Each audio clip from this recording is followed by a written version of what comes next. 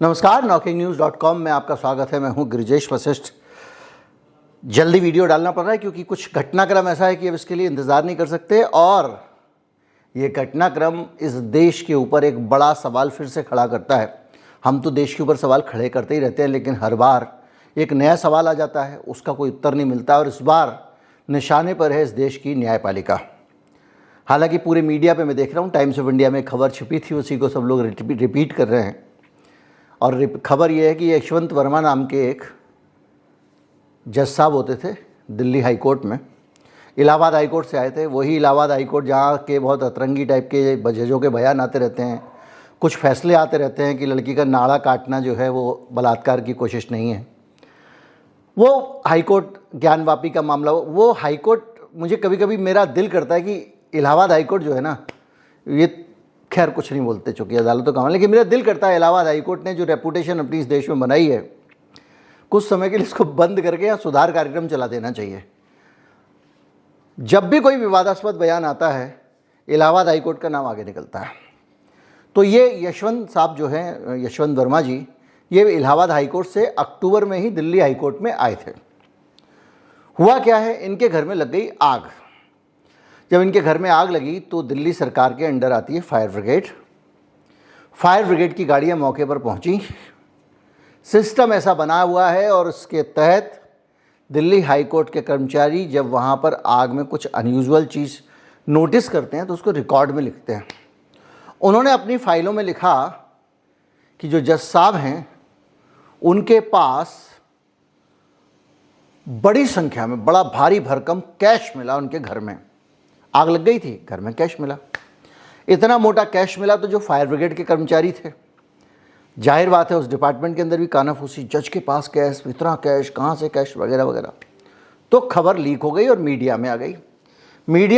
तो मीडिया में आने के बाद इलाहाबाद हाई कोर्ट के अंदर वापस इनको भेज दिया गया। किसने भेजा? सुप्रीम कोर्ट कॉलेजियम ने। कॉलेजियम ने क्या कहा? कॉलेजियम ने कहा एक बैठक बुलाई, इतना कैश निकला है, बैठक बुलाते हैं। बैठक बुलाने के बाद फैसला लिया कि इनको तबादला कर देते हैं। कहाँ कर देते हैं? वापस पुराने हाई कोर्ट में। लेकिन इसके बाद एक बहस छिड़ गई है और ये बहस बड़ी गंभीर बहस है जो इस देश की न्याय व्यवस्था पर पूरे के पूरे गंभीर प्रश्न खड़े करती है। कल्पना कीजिए अरविंद केजरीवाल के पास अगर इतना कैश कहीं निकल आता या कहीं किसी और पॉलिटिशियन के पास निकल आता या किसी और व्यक्ति के पास निकल आता तो क्या होता?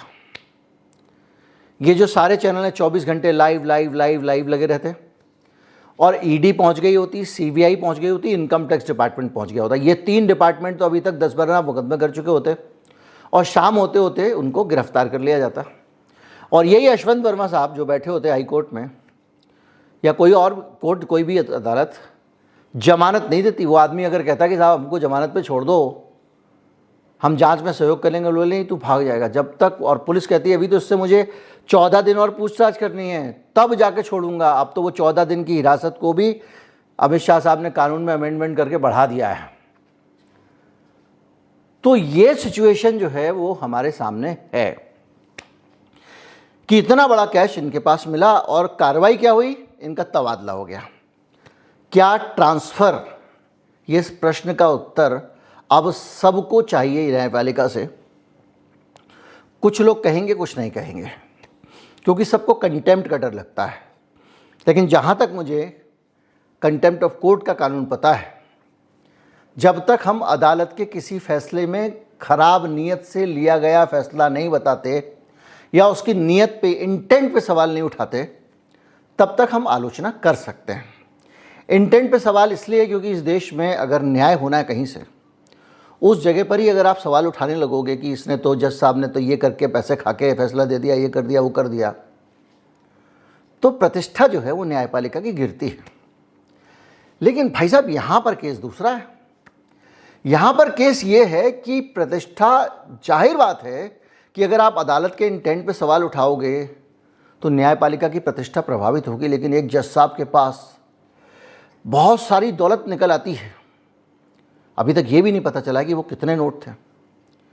तो उस केस में ये न्यायपालिका के इंटेंट पर एक ऑटोमेटिकली सवाल उठाने वाली घटना है। कैसे? अब इन जज साहब ने जो भी फैसले दिए होंगे उन फैसलों को लोग सर्च कर रहे हैं गूगल पे, कौन सा कंट्रोवर्शियल फैसला। हालांकि आई अक्टूबर में दिल्ली हाई कोर्ट में, अभी समय भी ज़्यादा नहीं हुआ है, तो बहुत ज़्यादा फैसले भी उन्होंने नहीं दिए हैं। एक फैसला आया था वो, जिसमें ये था कि कोर्ट के किसी जुडिशरी के किसी एक जुडिशियल ऑफिसर के ऊपर कुछ यौन उत्पीड़न वगैरह का मामला था, तो वर्मा साहब ने ऑर्डर दिया था, 2 जजों की बेंच थी, कि भाई इसकी जो CD-VD आई है वो पब्लिक नहीं होनी चाहिए, इसको गुप्त रखो, क्योंकि उससे पीड़ित के ऊपर प्रभाव पड़ता है वगैरह वगैरह। जो भी था वो फैसला था, एक फैसला मुझे याद आ गया चूँकि। तो साहब सब लोग ढूंढ रहे हैं। तो अब जितने भी फैसले इन्होंने किए हैं उन फैसलों के बारे में लोगों के मन में तो विचार आएगा ना कि यार कहीं ऐसा तो नहीं था कि जज साहब के पास जो कैश निकला है वो कैश किसी सामने वाली पार्टी ने दे दिया हो जिससे मुकदमा हार गए। तो ये एक बड़ा प्रश्न चिन्ह भारत की न्यायपालिका के ऊपर खड़ा हुआ है। 2 लाख से ज़्यादा का अगर आप कैश में लेन देन करना चाहते हैं, भारत के कानून में इसकी इजाज़त नहीं है। अगर मैं आपको 2 लाख रुपए दूं कैश और कहूं कि भाई साहब मुझे जो है ये एक लैपटॉप दे दीजिए, ये 2 लाख रुपए का, या मैं 2 लाख रुपए का मुझे कैमरा दे दीजिए, ये लीजिए रोकड़ा, तो दुकानदार सीधे सीधे चाहे तो इन्फॉर्म कर सकता है इनकम टैक्स डिपार्टमेंट को कि 2 लाख रुपए कैश की ये मुझे पेमेंट कर रहा है, क्योंकि भारत के कानून में 2 लाख रुपए से ज़्यादा का भुगतान कैश में लेना और देना गुनाह है, गैर कानूनी है। इसका मतलब जज साहब के पास में जो इतना धन आया है ये कहाँ से आया, फिर से इस पर सवाल उठता है। एक सवाल और उठता है, वो सवाल ये है कि जज साहब के पास इतना रोकड़ा आया कहाँ से। अब आप कहेंगे कि हो सकता है भाई खानदानी पैसा हो सकता है घर में कोई बिजनेस करता हो, कुछ करता हो। तो एक मन में विचार आता है कि जज साहब की संपत्ति क्या है। जब संपत्ति जानने के लिए आप दिल्ली हाई कोर्ट के जितने भी जजेस हैं उन लोगों ने अपनी संपत्ति की घोषणा कर रखी है, यानी आप हाई कोर्ट की साइट पर जाएंगे तो वो बाकायदा वहाँ पर एक घोषणा करते हैं कि भैया हमारा जो है डिक्लेरेशन ऑफ असेट है, हमारी इतनी संपत्ति है। यहाँ पर जो ऑनरेबल जज हैं वहाँ के दिल्ली हाई कोर्ट के, उनकी एक लिस्ट है जिसमें एक पन्ने पे 10 नाम है। पहले ही पन्ने पे आपका नाम है इत्तेफाक से जस्टिस यशवंत वर्मा। मैं स्क्रीन पे लगा रहा हूँ। जब इनका जो इन्होंने अपनी संपत्ति का ब्यौरा दिया हाई कोर्ट का, उसको आप जब क्लिक करते हैं तो सामने लिखकर आता है डमी PDF फाइल, यानी इन्होंने एक डमी PDF फाइल अपलोड कर रखी है। इन्होंने अपनी संपत्तियों की घोषणा दिल्ली हाई कोर्ट की साइट पर नहीं की है, जबकि दूसरे जजेस ने की है। हम रैंडमली इसी साइट पे, कुछ जजों ने नहीं भी की है, फाइल नॉट अपलोडेड लिखा हुआ है उनके सामने, लेकिन कुछ जजेस के सामने जब हम PDF को क्लिक करते हैं, जैसे कि हमने जस्टिस हरिशंकर का खोल लेते हैं क्योंकि उन्होंने तो असेट ही डिक्लेयर नहीं किए हैं। तो जब मैं जस्टिस हरिशंकर का PDF खोलता हूँ तो मैं देखता हूँ कि सामने उनकी पूरी की पूरी संपत्ति है, कि उनकी रियल एस्टेट कितनी है, नील है, उनकी इमूवेबल प्रॉपर्टी नील है, यानी ये पूरा इसमें नील ही नील भरा हुआ है। और नीचे जो है जो आमदनी है, यानी उनके पास में कोई ज़मीन मकान जायदाद नहीं है, इसके अलावा उनका किस बैंक में कितना पैसा, नीचे पूरा का पूरा आपको डिस्क्रिप्शन मिलता है कि उनके पास एक होंडा सिटी कार है और ये है वो है, वो सब आपको मिलता है। तो अब फिर से सवाल उठता है कॉलेजियम सिस्टम पे। कॉलेजियम सिस्टम पे सवाल ये उठता है कि भाई साहब आपका जज संपत्ति के डिक्लेरेशन के नाम पे कुछ भी डाल दे रहा है, एक खाली PDF फाइल डाल दे रहा है, आप लोग को क्या उस पर दिखाई नहीं देता आपने कि वो सही घोषणा कर रहा है कि नहीं कर रहा है।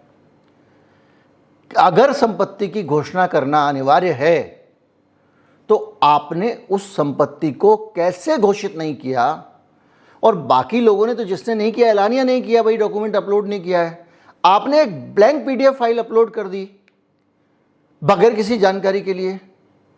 तो ये अपने आप में और भी गंभीर सवाल इस देश के लीगल सिस्टम पे उठते हैं।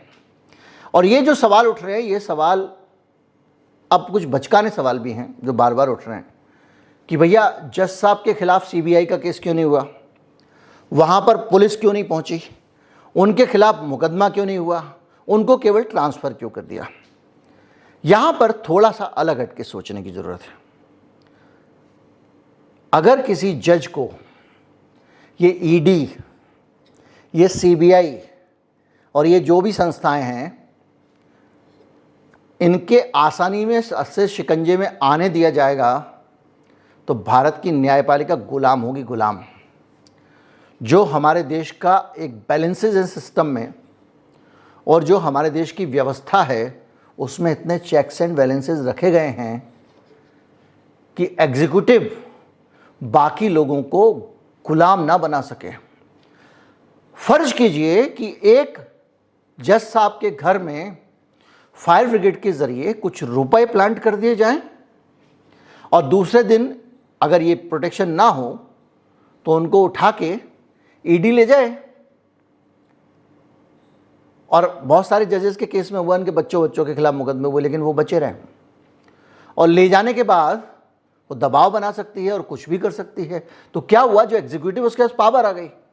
सोनिया गांधी ने भ्रष्टाचार से लड़ने के नाम पे मनमोहन सिंह के समय में राजा हरिश्चंद्र बनने के चक्कर में कुछ ऐसे कानून बनाए जिसके तहत नेताओं को एजेंसियां आसानी से गिरफ्तार कर सकती थी, उनकी इम्यूनिटी छीन ली।